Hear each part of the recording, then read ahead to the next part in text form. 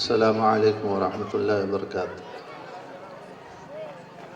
حضرات محترم، یہ ہم سب کے لیے سعادت مندی اور خوش قسمتی کا مقام ہے کہ ہم اس نشست میں یہاں جمع ہوئے ہیں جو کلام الہی سے منور ہے، اور اللہ تبارک و تعالیٰ نے ہمیں اور آپ کو یہ توفیق عطا فرمائی کہ ہم اللہ سبحانہ و تعالیٰ کی کتاب کو، کلام کو سماعت کر رہے ہیں۔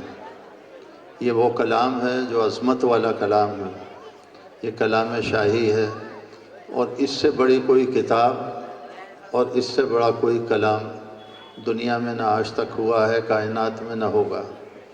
آسمان میں سے اللہ تبارک تعالیٰ نے 4 کتابیں اتاری ہیں، جس میں سب سے معظم اور مکرم کتاب اللہ، کلام اللہ ہے۔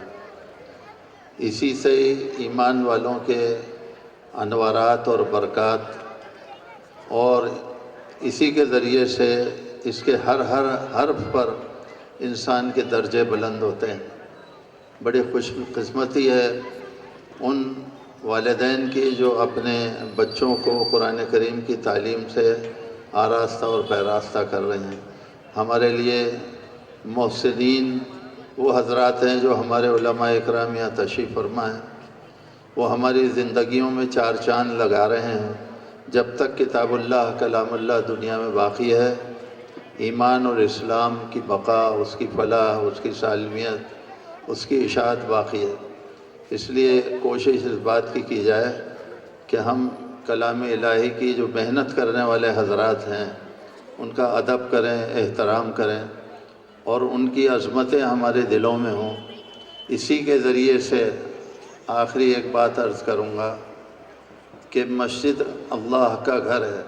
قرآن کریم کے اندر ارشاد فرمایا، انما یعمر مساجد اللہ من آمن باللہ والیوم الآخر، کہ مسجدوں کو وہی آباد کرتے ہیں جو اللہ تبارک و تعالیٰ پر اور آخرت پر ایمان رکھتے ہیں۔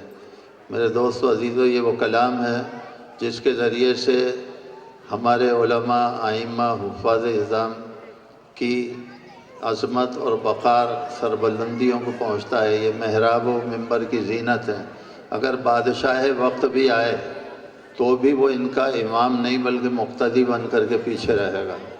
یہ نجات اور مغفرت والا کلام ہے۔ اللہ تبارک و تعالیٰ اس کی عظمت ہمارے دلوں میں اتارے، اور اس کی اشاعت کے لیے جو شب و روز لگے رہے ہیں ان کی محنتوں کو قبول فرما کر ہم سب کا بھی حصہ اس میں نصیب فرمائے۔ وآخر دعوانا الحمدللہ رب العالمین۔